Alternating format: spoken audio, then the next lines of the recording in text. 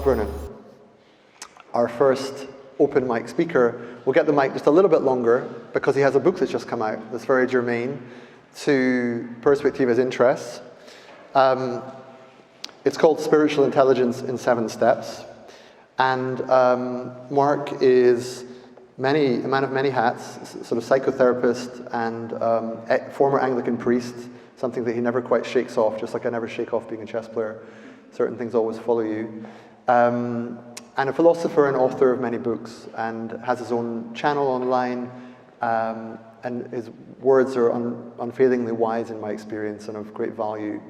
Someone who understands people well, society writ large well, and his role in the Perspectiva orbit, as I see it, and he has many of his own orbits, of course, is that he's always drawing us back to this question of kind of a different kind of relationship to reality that's one of a fuller grasp of the totality, of actually listening in to the meaning and purpose of the cosmos as a whole and our place in it, not just trying to get the next policy fix or to think entirely systemically or politically, but to be open to grace, to be open to the divine, to be open to other forms of intelligence and love and so forth. And those are my words, not his, but that's how I see him. So I'm very happy to invite Mark to start. After Mark speaks, my colleague Indra will briefly introduce some of the wise women, as being sort of wise women in chief in that context. And then it will be open to all of you, and then the music. So you won't hear much more from me, but I'm very grateful you're all here. Thank you very much.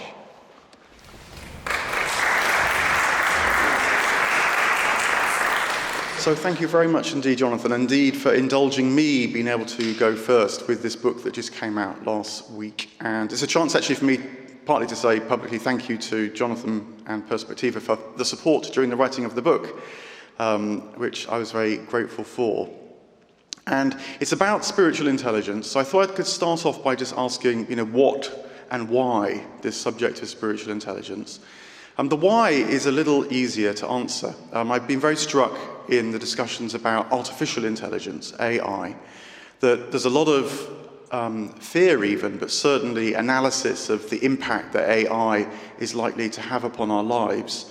And in fact, the last time I was in this room, Daniel Schmachtenberger was touching on that in his analysis of things.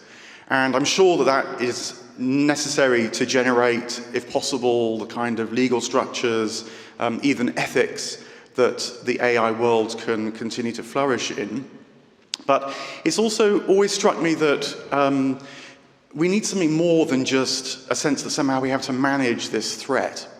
And I hope that AI might be the occasion where we actually remember that we're not machines, that we don't primarily operate in the way that AIs operate. And one of the ways of doing that is by trying to use the opportunity to think about what kinds of other intelligence we might have and how they differ and how we can even remember that they're there, let alone then try and help them to flourish and become part of the world. And so spiritual intelligence is one facet of that. It particularly came into focus for me, actually, when I read a book by Stuart Russell called Human Compatible. He's one of the big sort of thought leaders in AI, and it was a pretty terrifying book in the sense of what he imagined could happen. And when he got towards the end and he asked, so what should we do about this? He said, well, we need to remember what it is to be human. And that was on page 199, say, and then the book finished on page 200. And it really struck me that he didn't have much idea about what that might mean. And so spiritual intelligence, trying to write about that in these 7 steps, they're kind of 7 facets or domains of our experience and lives where this type of intelligence might make a difference. So what is it? In a nutshell, I think it's the kind of awareness that is not so much know how to do this, know how to have a rational argument, know how to spot patterns, and so discern the faces in a crowd, know how to, not understand, because an AI doesn't understand, but know how, you have to be very careful when you start talking about AIs. They anthropomorphize almost immediately. As David Bentley Hart, a philosopher I'm very fond of, likes to say, computers don't actually even compute, and yet we treat them as if they do. But spiritual intelligence is not a know that. It's not like emotional intelligence either, although some of the people that write about emotional intelligence sort of bung on a bit of spiritual intelligence at the end, arguing that the ability to have empathy, know how to not fly off the handle, the various facets of emotional intelligence, bring meaning as well.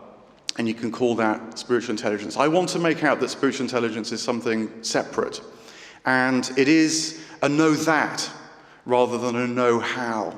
And it's a know that we abide, that we can embrace, that we live, move, and have our being in a much wider context of which our intelligence, but also our perceptions, our experiences, our awareness, are some kind of mirror or facet, maybe amplification, maybe co-creation, maybe sharing in the delight and the suffering of, but that we live in a much wider world inwardly, that's not just our inner lives trapped inside our skulls, but is part of the inner life of the whole world, as one of my great influencers, Owen Barfield, put it.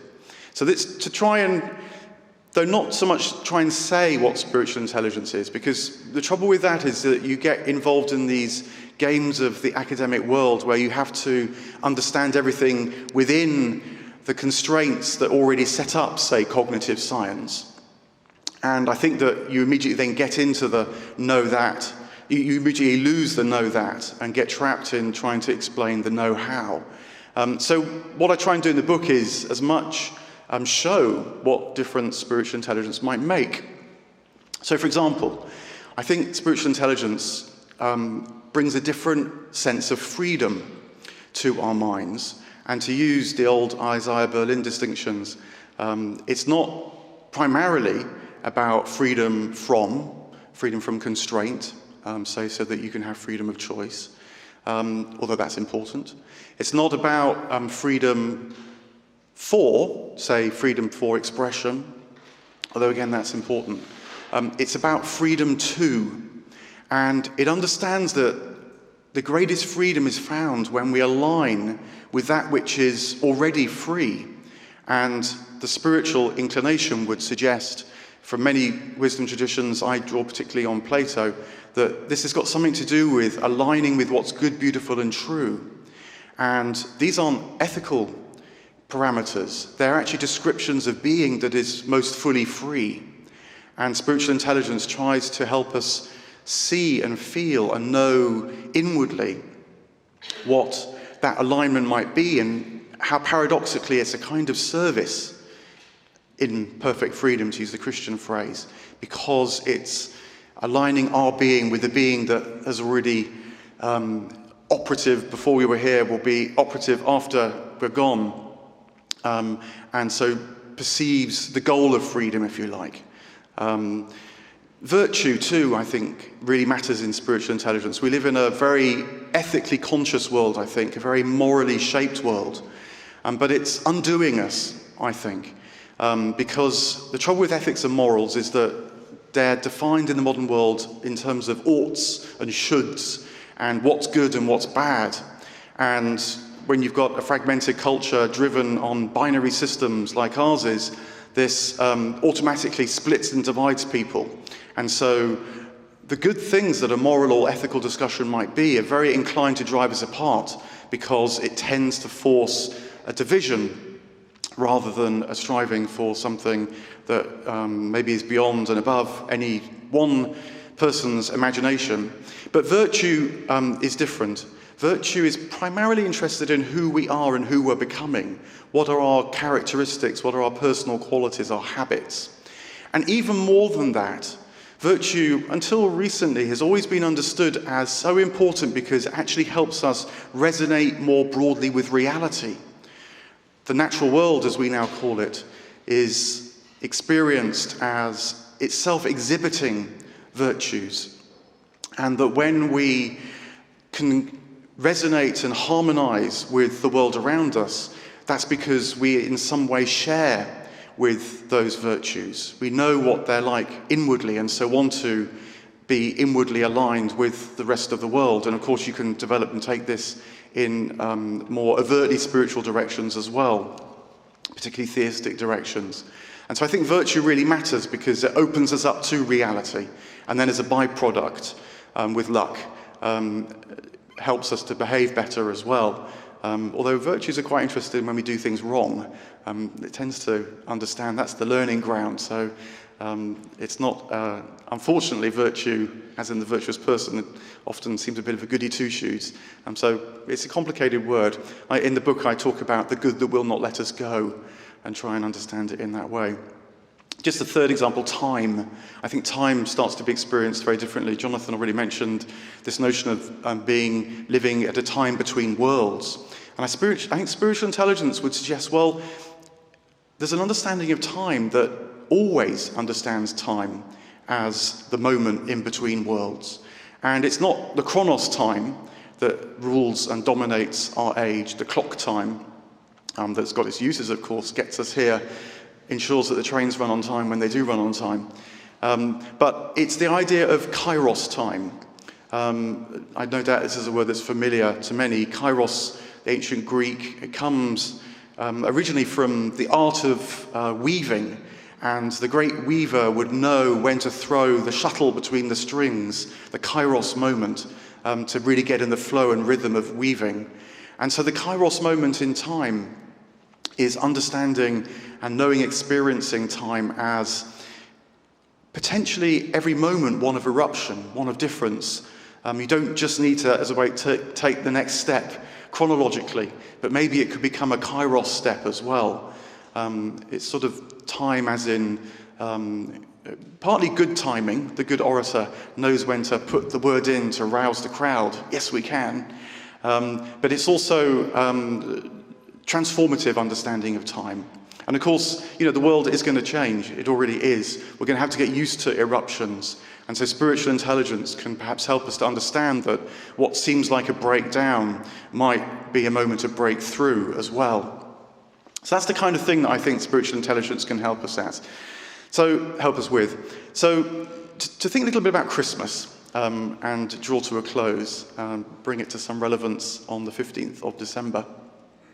I think Christmas is a time that, in a way, brings spiritual intelligence naturally to the fore. It does many other things as well, and other kinds of intelligence that run riot and rampant also get full expression at Christmas. But if you listen a little bit more carefully, you can feel maybe a deeper sense of things coming through at Christmas. Maybe it's just the dying of the light at the end of the year and the stripping of the trees, the sense that something is being taken back to its roots, to its origins. And, when the light goes down and we find ourselves in darkness, we become more sensitive to shade and difference and things that we didn't see in the full glare of modern life. And Christmas, therefore, can also be known as full of slightly strange things, actually, to the modern mind. Things like angels, and things like dreams, and things like myths. If you do read the Christian's story at this time of year, you'll know that many of the characters, Joseph and the three wise men, are guided by dreams, being told in a dream to return home the other way. And dreams, the psychotherapist might well say this, but they're this kind of forgotten thing that happens to us actually every night, and someone like Carl Jung would say they're happening to us all the time actually, that are a much wider part of our psyche speaking to us if we can learn to pay attention. I'm old enough now to have seen even public discourse, even Radio 4, change its tune on dreams quite substantially. They used to be regarded just as the kind of white noise of the brain that somehow just churned over in the night for reasons we don't really understand. But just recently on Radio 4, there's been a series about sleep. And they even talked about lucid dreaming, would you believe? And they even referenced Tibetan Buddhist traditions of encouraging lucid dreaming. So the dreams are coming back, and they feature at this time of year. Angels, I don't know how you feel about angels. Sometimes in some of the circles that Perspectiva links in with as well, you might hear talk of egregores. Egregores are a kind of safe way of talking about larger presences, intelligences, maybe even beings that can inform and shape and on occasion even force groups of people to behave in certain ways. So sometimes it's thought that social media gets kind of taken over by egregores, and that's partly what drives the troubles as well as, I guess, the opportunities there as well. But angels always were thought of as living intelligences. They were the kind of intermediary beings that spread the life from the divine or primal source, from the origin, rippling out through the whole of creation at different levels, different layers of being. And so when you step into, say, old London like you do here, you might have half of an awareness that you're stepping into a different place, not just geographically, but with a different feel. And maybe there's an angel in this place that we're also stepping into their presence when we step into different parts of a city like London. Anyway, angels feature at Christmas time, and maybe the darker nights help us to feel their presence a bit more. But I wanted to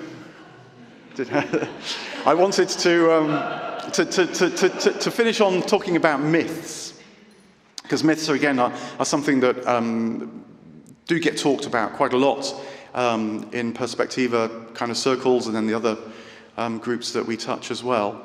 But just with a slight qualification, because I think spiritual intelligence wants us to understand myths not as great stories that we can sort of reduce to a rational understanding, a rather lovely way of making basically a rational point, or even resist allegorizing them so that they become great stories that teach us about ethics and morals.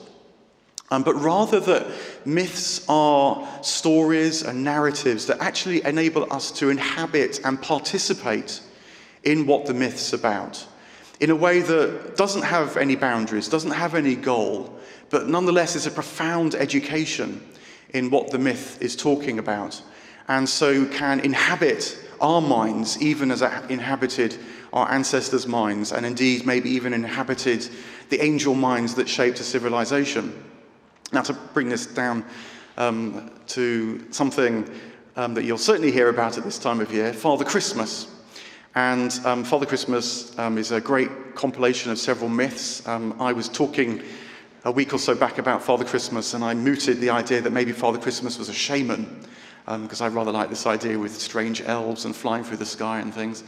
But Ronald Hutton, the great professor of pagan Britain, told me that this actually was an idea born in 1985, when a journalist for the New York Times came up with this idea with absolutely no basis in reality. So it's something else to blame the New York Times for. And nonetheless, though, Father Christmas does have an ancient past. Those of us in the room who've spent time in German lands will know that Nikolaustag and the dark side of Nikolaustag as well is celebrated on the 6th of December.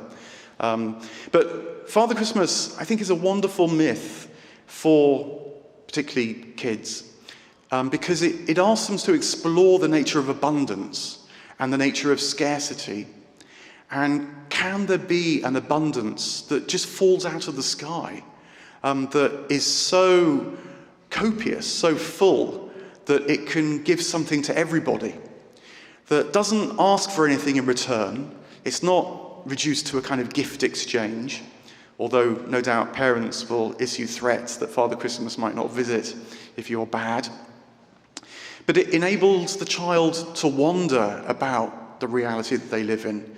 The psychotherapist Donald Winnicott, when he was alive, got into a dispute one Christmas about Father Christmas in the newspapers, because he wrote an article saying that parents shouldn't tell their children that Father Christmas doesn't exist, feeling that they need to help them grow up and become rational. And he said, because you'll be stealing an education from them.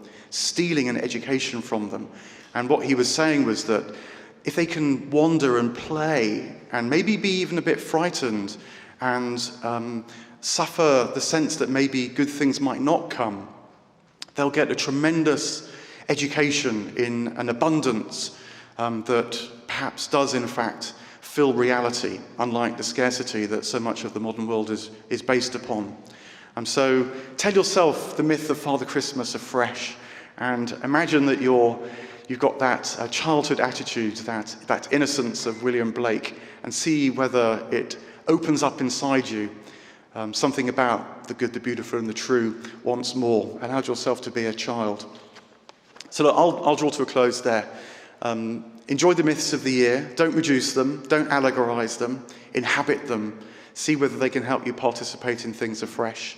And I hope that with others, this idea of spiritual intelligence and the other ways that we can talk about it, soul is another part of it, of course, that we can help face these times and all that might change in them, not just by going into the concerned and panic mode, although no doubt sometimes that definitely happens, but by asking ourselves, what are we missing, but that we have, and that we might remember and discover once again.